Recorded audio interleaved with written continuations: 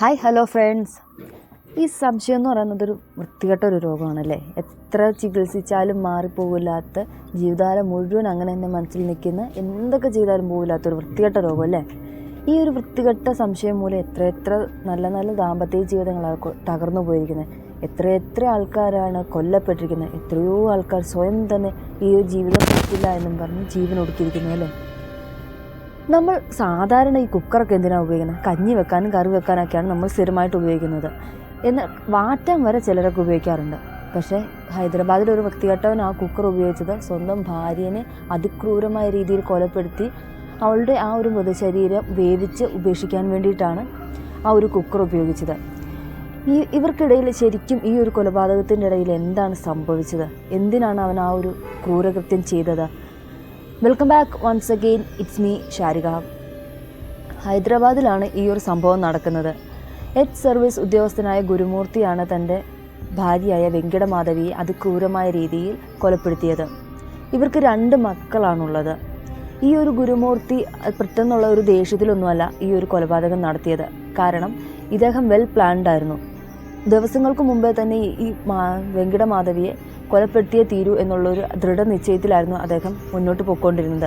കാരണം ഈ പുള്ളിക്കാരത്തിയായിട്ട് എന്നും അടിയായിരുന്നു. കാരണം ഭാര്യ ഭർത്താക്കന്മാർക്കിടയിൽ ഭയങ്കര സംശയവും ഈ ഗുരുമൂർത്തി വെങ്കിടമാധവിയെ സ്ഥിരമായി മർദ്ദിക്കുകയൊക്കെ ചെയ്യുമായിരുന്നു.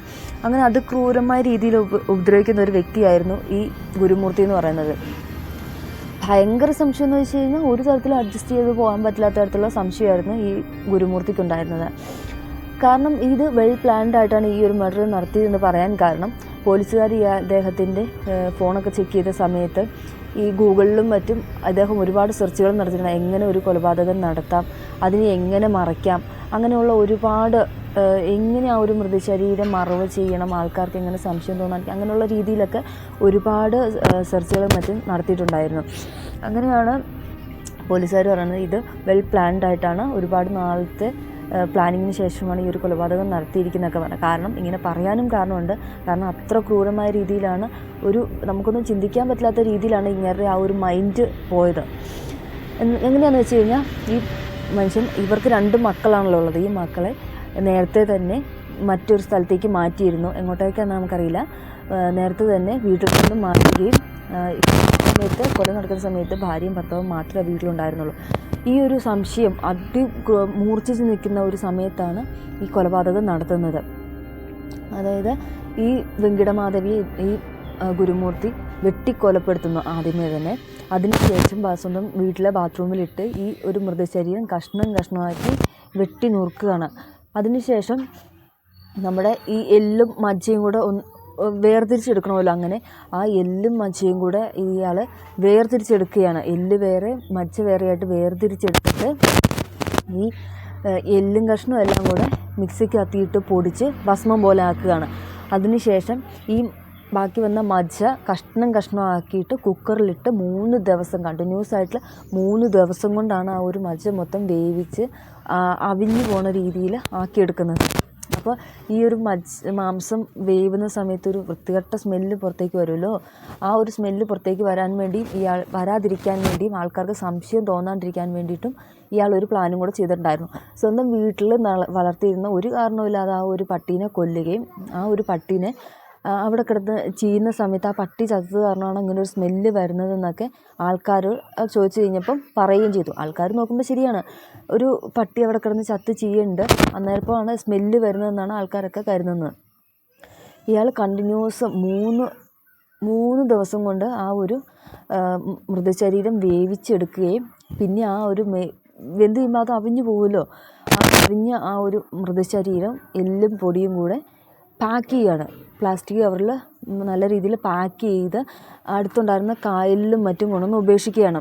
ഇയാൾ മുമ്പ് ഗൂഗിളിൽ സെർച്ച് ചെയ്ത് കഴിഞ്ഞപ്പോൾ ഈ മൃതശരീരം എങ്ങനെ മറവ് ചെയ്യാമെന്നുള്ള രീതിയിലും പിന്നെ വീടിനുള്ളിൽ എങ്ങനെ ഈ ടൈലിൽ നിന്നും മറ്റുമൊക്കെ ആയിട്ട് ഈ രക്തക്കറ എങ്ങനെ മാറ്റാം, അതായത് പോലീസുകാർ അന്വേഷിച്ച് വന്നു കഴിയുമ്പോൾ എങ്ങനെ ഒരു സംശയം കൂടാതെ ഈ രക്തക്കറയൊക്കെ എങ്ങനെ മാറ്റിക്കളയാമെന്നൊക്കെ ഇയാൾ ഗൂഗിളിൽ സെർച്ച് ചെയ്തിട്ടുണ്ടായിരുന്നു.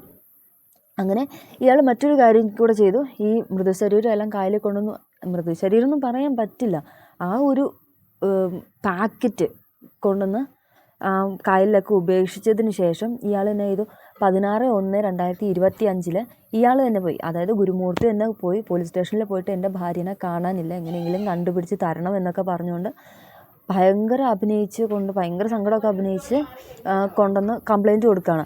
അതേസമയം തന്നെ ഈ വെങ്കിടമാധവിയുടെ പേരൻസും തൻ്റെ മകളെ കാണാനില്ല എന്ന രീതിയിൽ കൊണ്ടുവന്ന് പോലീസിൽ കംപ്ലയിൻറ്റ് ചെയ്തിട്ടുണ്ടായിരുന്നു. പോലീസ് ആ ഒരു കംപ്ലയിൻറ്റിൻ്റെ അടിസ്ഥാനത്തിൽ അന്വേഷണം തുടരുകയും ചെയ്തു. അപ്പം പോലീസിന് ആദ്യമേ തന്നെ ഈ ഗുരുമൂർത്തിയെ ഭയങ്കര സംശയം ഉണ്ടായിരുന്നു. കാരണം ഇയാളുടെ ആ ഒരു ആക്ടിങ് ഒക്കെ കണ്ടു കഴിയുമ്പോൾ ആൾക്കാർക്ക് സംശയം തോന്നുമായിരിക്കുമല്ലോ. അങ്ങനെ പോലീസ് കണ്ടിന്യൂസ് ആയിട്ട് അന്വേഷണം തുടർന്നു. ഈ ഗുരുമൂർത്തിയെ തന്നെ കണ്ടിന്യൂസ് ചോദ്യം ചെയ്തുകൊണ്ടിരുന്നു. ആ സമയത്ത് ഗുരുമൂർത്തി ഒരു രക്ഷയില്ലാതെ സമ്മതിച്ചു, ശരിയാണ്, ഞാൻ എൻ്റെ ഭാര്യനെ ഇന്ന രീതിയിൽ കൊന്നു, ആ ഒരു മൃതശരീരം ഞാൻ കുക്കറിലിട്ട് വേവിച്ച് എല്ല് പൊടിച്ച് ഞാൻ കായലിൽ കൊണ്ടുവന്നു, പാക്കറ്റിൽ കായലിൽ കൊണ്ടുള്ള ഉപേക്ഷിക്കുകയാണ് ചെയ്തത് എന്നൊക്കെ കുറ്റം ചെയ്തു. അങ്ങനെ പോലീസുകാർ ആ ഒരു മൃതശരീരം ആ ഒരു പാക്കറ്റാണല്ലോ കൊണ്ടുവന്ന് ഇട്ടത്, അന്വേഷണം നടക്കുന്നു. അങ്ങനെ ഗുരുമൂർത്തിനെ പോലീസ് അറസ്റ്റ് ചെയ്തുകൊണ്ട് പോവുകയും ചെയ്തു. ശരിക്കും എന്താണല്ലേ നമ്മൾ ഇതുകൂടെ ഒരു വെറൈറ്റി ആദ്യമായിട്ടില്ല ഇങ്ങനൊരു കാര്യം കേൾക്കുന്നത്. മനസ്സിൽ ചിന്തിക്കാൻ പോലും കഴിയുന്നില്ല. ഓർക്കുമ്പോൾ തന്നെ പേടിയാവുന്നു. ഇതെങ്ങനെയാണ് അങ്ങനെയൊക്കെ സാധിച്ചു? അങ്ങനത്തെ മൈൻഡ്, അത് എന്തൊരു സൈക്കോ മൈൻഡാണെന്നുള്ളതാണ് എൻ്റെ മനസ്സിപ്പോൾ തോന്നുന്നത്. ശരിക്കും അല്ലേ, എങ്ങനെയായിരിക്കും സ്വന്തം ഭാര്യ, അതും ഇത്ര വർഷം കൂടെ ഒന്നിച്ച് ജീവിച്ച് അവൻ്റെ ആവശ്യങ്ങളെല്ലാം സാധിച്ചു കൊടുത്ത് 2 മക്കളെ അവന് നൽകിയിട്ട് എങ്ങനെ ആ ഒരു ക്രൂരകൃത്യം അവളോട് ചെയ്യാൻ സാധിച്ചു? എന്തൊക്കെ പോട്ടെ, എത്രമാത്രം സംശയം ഉണ്ടെങ്കിലും എത്ര ദേഷ്യം ഉണ്ടെങ്കിലും ഒരാളെ ഇങ്ങനെ നിസ്സാരം എന്ന രീതിയിൽ കൊല്ലാൻ സാധിക്കും. അത് ഇത്ര ക്രൂരമായ രീതിയിൽ കൊല്ലാൻ ഒരാൾക്ക് സാധിക്കും? നമുക്കൊക്കെ ചിന്തിക്കാൻ പോലും കഴിയില്ല അങ്ങനെ ഒരു സീനല്ലേ. പക്ഷേ ഇയാളത് ചെയ്തു. എന്തൊക്കെയായാലും അയാൾ ആ സംശയം മൂർച്ഛിച്ച രീതിയിൽ ചെയ്തു.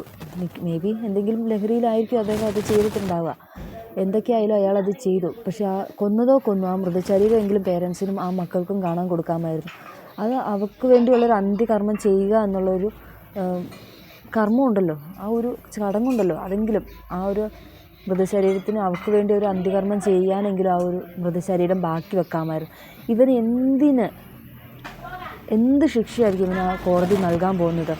നിങ്ങളുടെ മനസ്സിൽ അവൻ എന്ത് ശിക്ഷ നൽകണമെന്നാണ് തോന്നുന്നത്? ഇവൻ ചെയ്തതിന് ഒരു മാപ്പ് എന്ന് പറയുന്നതൊരു വാക്ക് അർഹിക്കുന്നില്ല. അപ്പോൾ എന്ത് ശിക്ഷയായിരിക്കും കോടതി നൽകുന്നതെന്നും നിങ്ങൾക്ക് എന്ത് ശിക്ഷയാണ് അവന് നൽകാൻ തോന്നുന്നതെന്നും കമൻറ്റ് ചെയ്യുക. അടുത്തൊരു വീഡിയോയുമായി കാണുന്നതുവരേക്കും signing off, it's me Sharika.